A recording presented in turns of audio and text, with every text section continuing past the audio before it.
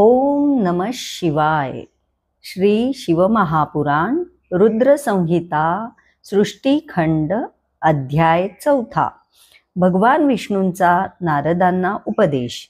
श्री गणेशाय नमः.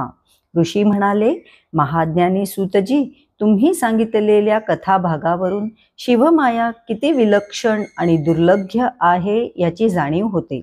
असो, आता कामाने व्याकुळ आणि क्रुद्ध झालेल्या नारदांनी पुढे काय केले ते सांगा.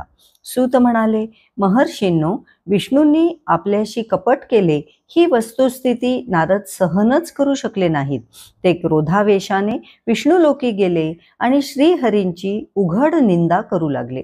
ते म्हणाले, हे विष्णू, तुम्ही अतिशय दुष्ट आहात, महाकुटिल आणि मायावी आहात. तुमचे अंतःकरण मलिन आहे. दुसऱ्यांचा उत्कर्ष आणि उत्साह तुम्हाला सहन होत नाही. म्हणूनच तुम्ही अखिल विश्वाला मोहित करून आपल्या अधीन ठेवले आहे. पूर्वी तुम्ही मोहिनी रूप धारण करून असुरांशी कपट केले. त्यांना अमृत न देता मदिरा पाजलीत. त्यावेळी महेश्वर रुद्रदेवाने दया करून विष प्राशन केले नसते तर तुमची माया त्याच दिवशी संपुष्टात आली असती. तुमचा स्वभाव चांगला नाही. तुम्हाला कपटाने वागणेच आवडते. तरीही त्यांनी तुम्हाला स्वातंत्र्य दिले. आज तुम्ही ज्या पद्धतीने आपल्या सामर्थ्याचा दुरुपयोग करत आहात हे पाहून त्यांना निश्चितच पश्चाताप होत असेल. भगवान महादेवांनी ब्राह्मणांना सर्वश्रेष्ठ म्हटले आहे. त्यांनी प्रस्थापित केलेले वेदही हेच म्हणतात. त्या ब्राह्मणांशी तुम्ही ज्या प्रकारचे वर्तन केलेले आहे तसे पुढे कदापि होता कामा नये. असो, माझे स्पष्ट मत आहे. आजपर्यंत तुमचा कोणत्याही सामर्थ्यवान व तेजस्वी पुरुषाशी सामना झालेला नाही, म्हणूनच तुम्ही कोणालाही घाबरत नाही. तुमच्या कूटनीतीला आणि स्वैराचाराला पायबंद घालण्याची वेळ आलेली आहे. म्हणूनच मी तुम्हाला असा शाप देतो की तुम्ही एका स्त्रीसाठी मला व्याकुळ केलेत, राजाचे रूप धारण करून मला छळलेत, वानराचे रूप देऊन माझा उपहास केलात. या प्रमादाबद्दल तुम्ही मनुष्य योनीत जाल. त्यावेळेस तुम्हालाही स्त्री वियोगाचे दुःख सहन करावे लागेल.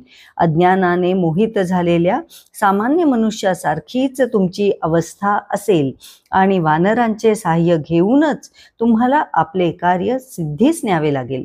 अज्ञानाने मोहित झालेल्या नारदांनी श्रीहरींना शाप दिला.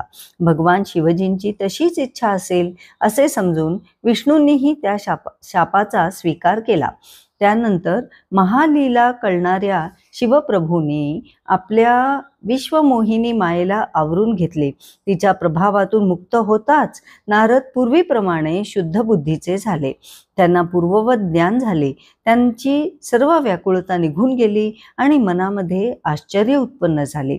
आपण आपल्या आराध्य ईश्वराला शाप दिला या प्रमादाबद्दल पश्चाताप होऊन ते स्वतःची निंदा करू लागले, स्वतःचा धिक्कार करू लागले. त्यांनी श्रीहरीचे पाय धरले व काकुळतीने म्हणाले, देवा, मायेने मोहित झाल्यामुळे माझी बुद्धी भ्रष्ट झाली होती.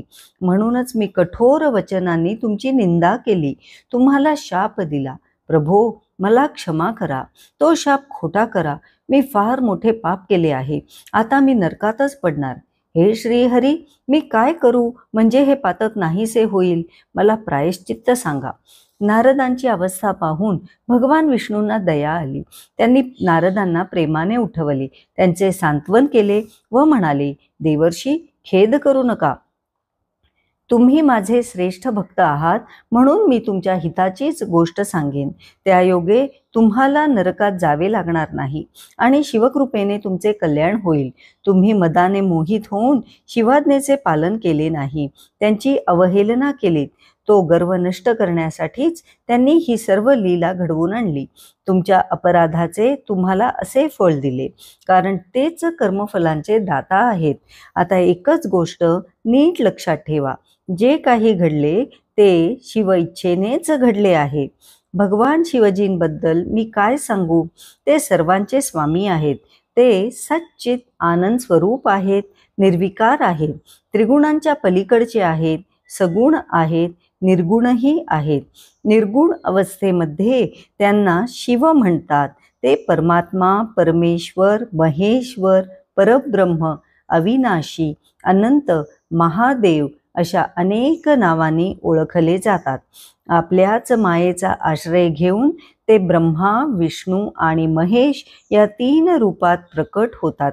त्यांची सेवा केल्यानेच ब्रह्मदेवाला सृष्टी निर्मितीचे ज्ञान व सामर्थ्य प्राप्त झाले. त्यांच्या कृपेनेच मी त्रैलोक्याचे पालन करतो. रुद्र रूपाने ते स्वतःच सर्वांचा संहार करतात. ते सर्व साक्षी आहेत, मायेचे नियंता आहेत. तेच या विश्वाचे अदृश्य सूत्रसंचालक आहेत. ते स्वतंत्र आहेत, आपल्या इच्छेनुसार वागतात. त्यांचा आचार आणि व्यवहार अगदी उत्तम आहे. ते भक्तांवर दया करणारे आहेत. हे मुने, मी तुम्हाला एक सुंदर उपाय सांगतो. तो सुखद आहे, सर्व पापांचा नाश करणारा आहे आणि मुक्तिदायक आहे. तुम्ही सर्व संशयाचा त्याग करून भगवान शंकरांच्या कीर्तीचे गुणगान करा. अनन्य भावाने त्यांच्या शतनाम स्तोत्राचे पठण करा. निरंतर त्यांचीच उपासना करा, त्यांचेच भजन करा, पूजा अर्चा करा, स्मरण करा, चिंतन करा. जो मनुष्य काया वाचा मने शिवजींची उपासना करतो, तोच ज्ञानी व तोच पंडित, तो जीवन मुक्तच होय. शिवनामरूपी अग्नीने मोठमोठ्या पातकांचे असंख्य पर्वत अनायासे भस्मसात होतात, यात संशय नाही. जो शिवनामरूपी नौकेचा आश्रय घेतो, तो या भवसागरातून सुखरूप पार जातो. प्रपंचातील मूलभूत पातकांचा शिवनामरूपी कुऱ्हाडीने नाश होतो. हे मुने, जे लोक पापरूपी वणव्यात होरपळून जात आहेत, त्यांनी शिवनामरूपी अमृताचे सेवन करावे. त्याशिवाय त्यांना शांती मिळत नाही. ज्यांनी अनेक जन्म तपश्चर्या केलेली आहे, त्यांनाच शिवजींविषयी आत्मीयता वाटते. जो मनुष्य नित्य भस्म धारण करून शिवपूजनात रममाण होतो, त्याचे प्रपंच भय समूळ नाहीसे होते.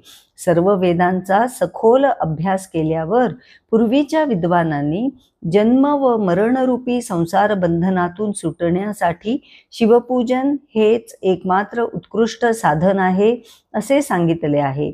म्हणून तुम्ही आजपासून शिवभक्त व्हा, त्यांचे पूजन करा, पार्वती सहित शिवप्रभूंचे चिंतन करा, शिवलीलांचे कीर्तन करा, शिवचरित्र श्रवण करा, ते इतरांना सांगा, शिवभक्तांचे पूजन करा.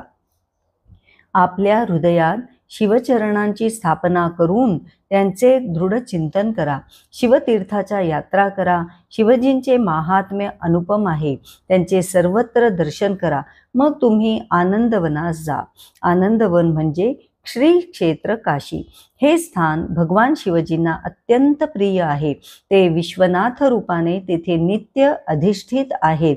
त्यांचे दर्शन घ्या, त्यांची पूजा करा, त्यांची स्तुती करा, त्यांना साष्टांग प्रणिपात करा.